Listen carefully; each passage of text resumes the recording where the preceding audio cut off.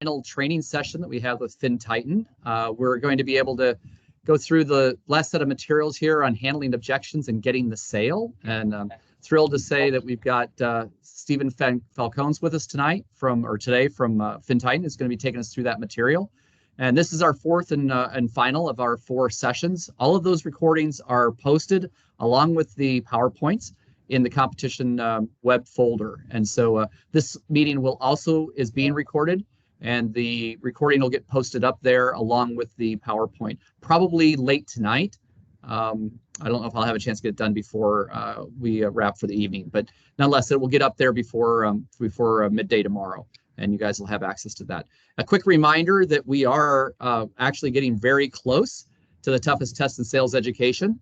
And as a reminder for that, then actually that it's a week from Saturday, so the 10th, that you have your prospecting messages due. That's your email, your voicemail, and your LinkedIn messages. I'm working very quickly now on getting the actual names into the rooms. So I should have the voicemails for everybody, voicemail numbers for everybody as planned, early next week. And that will then round out the material. Remember, your email and your LinkedIn messages come to sellingwiththebulls@usf.edu. Your voicemails go to the phone number that I will actually provide you, and that is a number specific for each room. So hang tight on that one until I get that both the students aligned, and we also had an IT issue, not surprising, that I need to work my way through. But we're getting close to that, and I'm on plan for being able to get that material out early next week for everybody. Okay, with that in mind, I think that's the end of the announcements, and so I'm going to get out of the way here and turn it over to Stevens. Awesome. Give me 1 second. Jamie's making a quick adjustment to the screen because I'm not sure you guys are seeing things correctly. 1 second.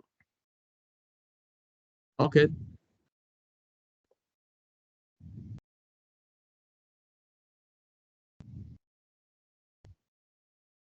Perfect. Awesome. Yeah, it looks great. Always Okay, good to better have tech support on hand.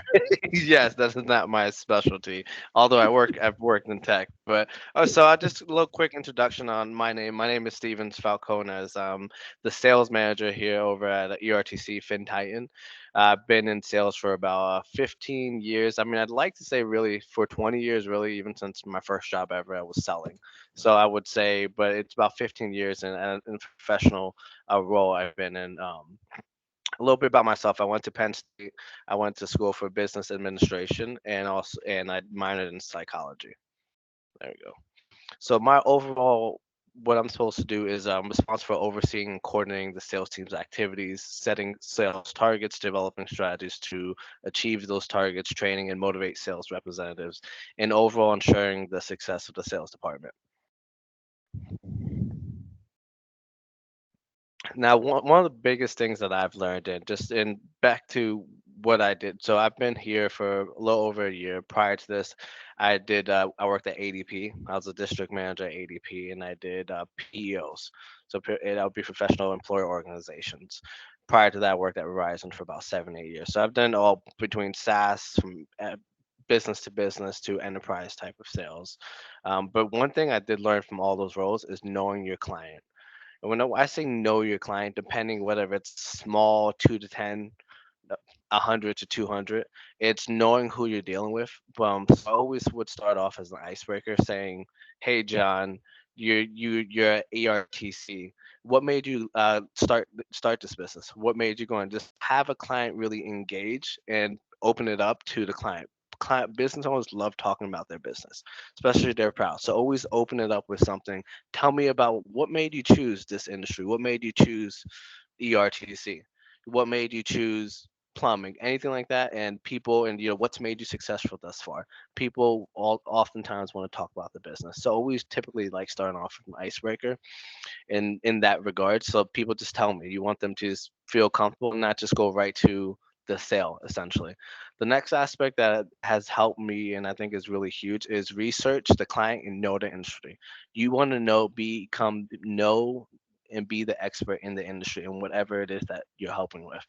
So LinkedIn, I've used resources like LinkedIn, Google, Twitter, and I've also a big part of my sale is a third party source. So LinkedIn, for example, I've dealt with CEOs, CEOs, depending on what I was selling. You can really see on what CEOs are posting, what they're liking. So you can kind of interweave that into your conversation. If you see a client, owner who liked a post about fishing, then you kind of have that nugget. You can use that, intertwine it into the conversation, because it's about finding common ground with the client, with your prospect.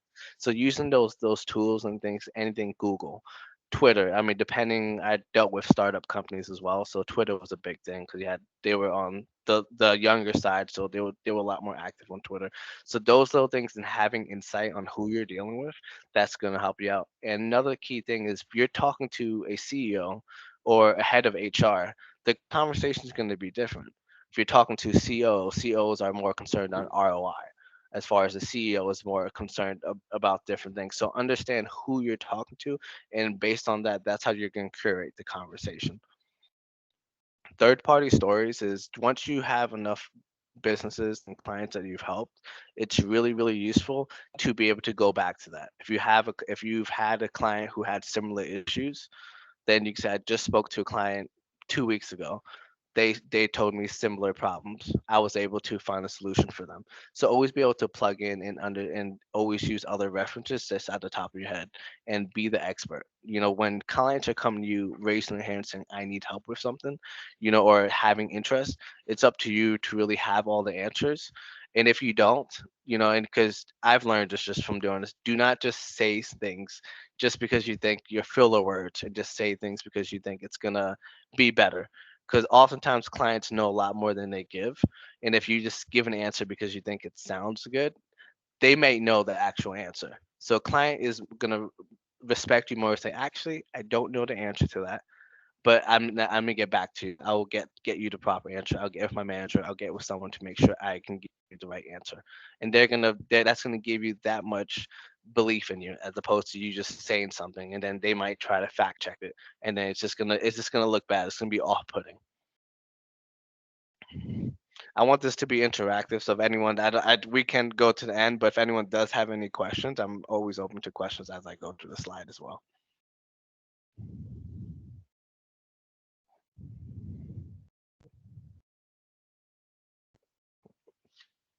Now, next part of it is calming objections and how to handle them. Now, that intertwines into the tonality and certainty. So here's an example. Your services are too expensive. That's something that we get oftentimes with the payroll aspect of it. This is a real generic answer, but it's something that I've personally used is first you address and understand what their concerns are. Understand your concern about the cost. However, considering the time and resources you'll save by outsourcing payroll, our services are designed to streamline your payroll processes and potentially save you money in the long run by avoiding costly mistakes and penalties. So whenever you get an objection, you want to make sure that you address what they're concerned about, and also tying it back into time and resources, because it's you can tie it back to understand how much time on a weekly basis are you spending on payroll. Then you're able to quantify an hour a day, so that's 5 hours a week. So then it's 20 hours a month. So if you're able to tie, what if I can give you back 20 hours a month on the business? How much of a benefit would that be to you? So when you're able to really quantify time, then that's you can tie everything back in together, as opposed to just saying it's our service we're just are too expensive because we're better. That's not really gonna go right. For me, I've been always more of a consultative approach when it came to this. What makes you different from your competitors? What sets us apart is our seamless, secure payroll management, our personalized dashboard, and proactive error prevention differentiate. Additionally, our user-friendly app empowers employees to manage their payroll conveniently. So when for us, we don't want to go ahead and say we're better than the competitors, or we're different because we do A, B, and C better. It's what we can in particular make it seamless for our clients, and make it uh, we can personalize it for the client. Those are the key things in payroll specifically that differentiates us from everyone else. And we're super user friendly and we're super intuitive. If you can save a client 10%, 20%, it's specifically to this role, they may go that route, but another side of it, they have to see where it's going to benefit them. It's not gonna be good for them to just say you can save 10%. You want to really, especially payroll. other things complex, it's a process. It's not something that just they flip the switch and they can switch overnight. Are you trying to sell me something? No, we're not simply trying to sell a product. We're offering a solution tailored to address your needs. That point goes back to being consultative. When you're initially having that conversation with the client, you're listening to, if this could be better, how could it be better? So based on what the client tells you, that's how you want to tie into questions like this and rebuttal it. Make it super specific. This is a generic answer, but when this all ties into being able to say you have a solution tailored based on you said this A, B, and C is not working well for your payroll. You told me you spend 5 hours a week on payroll. You told me you've had issues with direct deposits. This is how we this solution is going to be specific to what you need. So it's really taking a more of consultative approach and not just going into that salesy kind of role. I'm worried about my payroll data. So for us here at FinTitan, our security is our top priority. We use advanced encryption methods and adhere to strict security protocols. So a lot of these rebuttals, it goes back to what I said, tonality. One biggest thing is being confident and being the expert in controlling your tonality. Control the conversation, whether it's in person or whether it's over the phone, whether it's through a webinar. It's being in control of the conversation, and you do that by just being the expert, the product expert, industry expert, but also in your tonality and how you're setting the stage for it. I'm concerned about how your system will integrate with our existing software. Our payroll system is designed to seamlessly integrate with various accounting and HR software platforms. We offer dedicated support to help you with the setup and ensure a smooth transition without disrupting your current operations. The next one is I'm not sure if your services can accommodate our unique payroll needs. So, what we want to always recognize is understand that every business is different, but our payroll solutions are highly customizable, allowing us to tailor our services. We work closely with you to ensure that our system aligns perfectly with your payroll processes.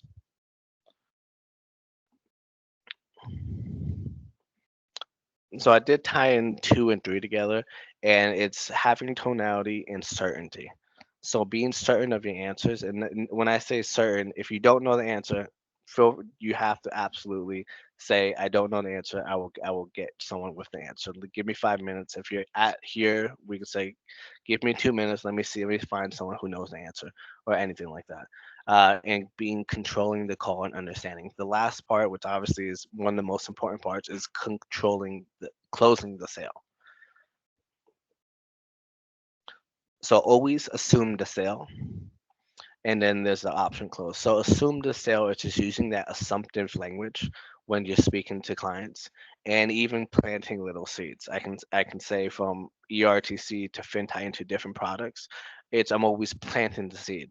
I'm never really asking for permission. I'm assuming the sale. I'm assuming once we go ahead and get this done, how this is going to benefit your business. So from point A to Z, the whole time, I'm 100% assuming the sale and going about it in a way where, but if I go through a spiel, always yeses. Does that make sense to you? Yes. So I'm getting those micro yeses throughout the whole conversation.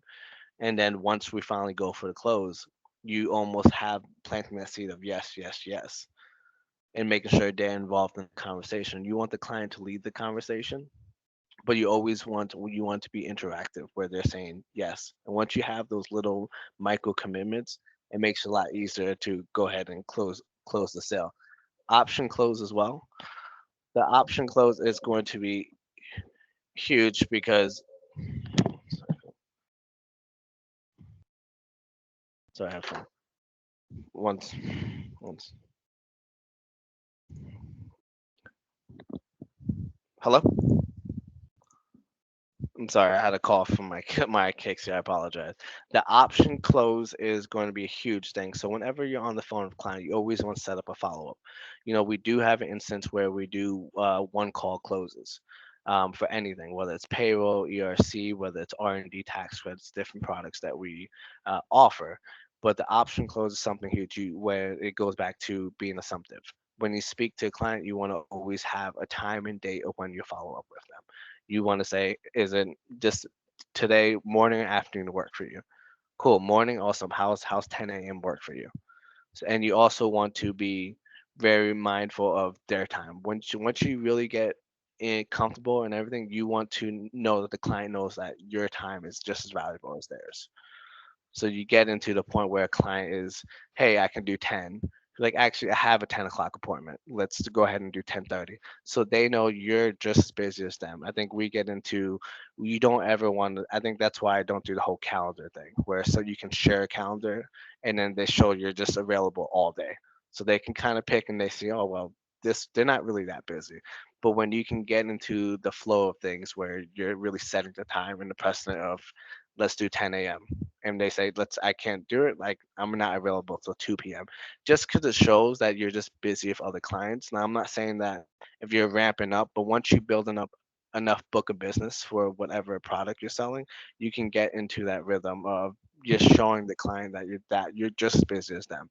And you, if they're not available, you're going to help out so many other people and help them with their solutions.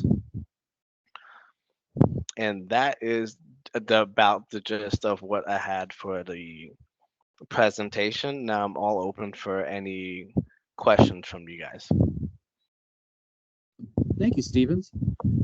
So we'll open it up then for anybody that's got a question about really anything as it relates to FinTitan at this point. We can talk about the logistics of the competition. I can handle those.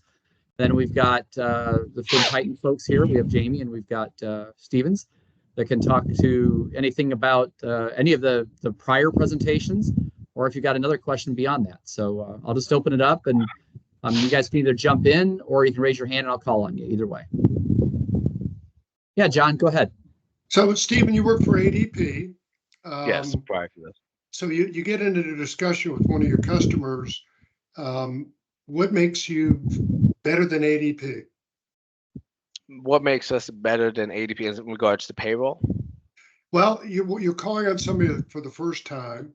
They are currently using ADP, and now you're trying to create a beachhead with Yeah. FinTitan, and you probably know where their weaknesses are. So how do you sort of wedge your way in So, there? so for me, obviously I have a lot of personal experience with ADP and the background in there. So if it was me, I would speak on the customer service because with us, you get one specific relation manager with them. ADP actually went to a formula because they split up where it's a team of people. So they don't have one sole person that helps them out. So our differential factor is going to be the customer support aspect, where you get one point of contact that can help you out for all your issues.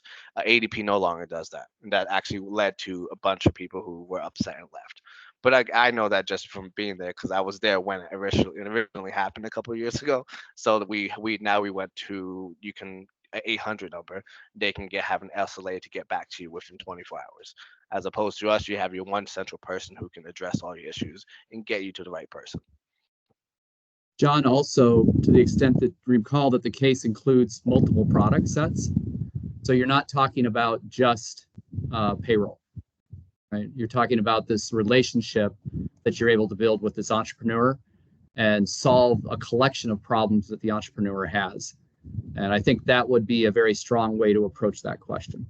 Yeah, and I'm sorry to jump back in, but ADP is actually putting adjacent products together as well. And so, but again, that's another conversation. But you work for ADP, you know their weaknesses. And Yeah. what I'm hearing you say, Stephen, is you're really just trying to create a relationship and see where FinTitan can add some value. Yeah, for us, we're looking at it as more of the relationship aspect of it. ERC, like I said, was our initial product.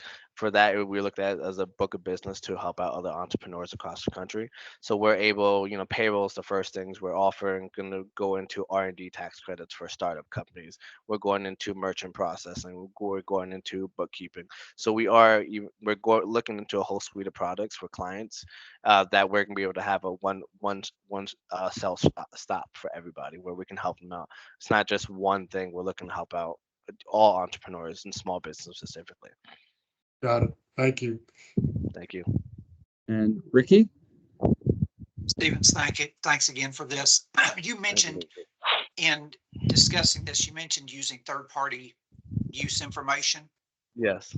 And I know, at least for myself and our team, we're struggling with that right now with you guys, because as we're searching like the FinTitan website, looking at FinTitan's LinkedIn, not find, a lot of times you go to the website and you'll find some testimonials, things of that nature, and we're not finding anything on behalf of FinTitan that, at least that I found, I may have overlooked it, that I can see anywhere that we can use as a third party use. Because I always talk to my team about putting that in. And so we've been searching for it and haven't been able to find it. Are we just missing it? I'm actually going to ask Jamie about, she may have a little more information about what we have as far as marketing and wise. We have some marketing material that has a few testimonials that I can share.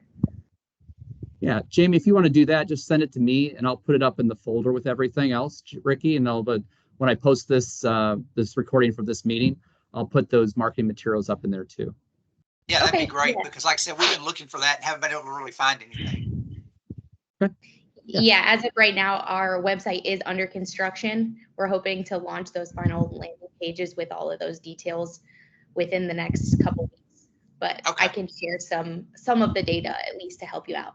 All right. Thanks, Jamie. You're welcome. Thank you, Jamie.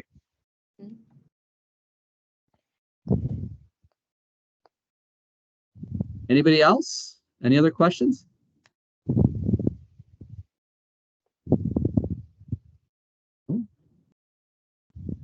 All right. Well, a couple reminders for everybody then.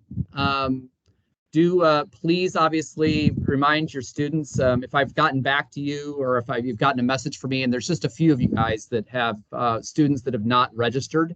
If you've not heard from me, then you're good.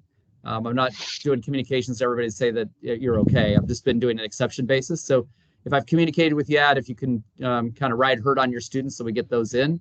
As I said, I think there's just one of you that I'm still waiting for some information on, so before I can actually lay out the schedule, and I need that so that we can get the voicemail numbers. So hopefully we'll get that done quickly here, and that will free me up then to work through all the schedule and have everything ready for everybody for next week, and be able to get the schedules out. So we're on schedule, we're on plan, and we're looking for a great show. They got some of the stuff in today. Some of the trophies came in today and the certificates. So it's very real, and we're really excited to have all of you join us here in Tampa in just a couple of weeks, and we're looking forward for that event. And do travel safe. If you have any questions between now and then, by all means, shoot me an email, shoot me a text, and I'll be as responsive as possible in terms of getting the information out. If there's a question that is important for everyone and responding to it, then I'll send out a message to everybody with the question that was asked and then the response that was provided as well. All right, everyone, have a blessed day. And with that, we'll call it quits for this, and I'll stop the recording. Thanks, everybody. Have a great day. Thank you. Thank you, Robert. You too.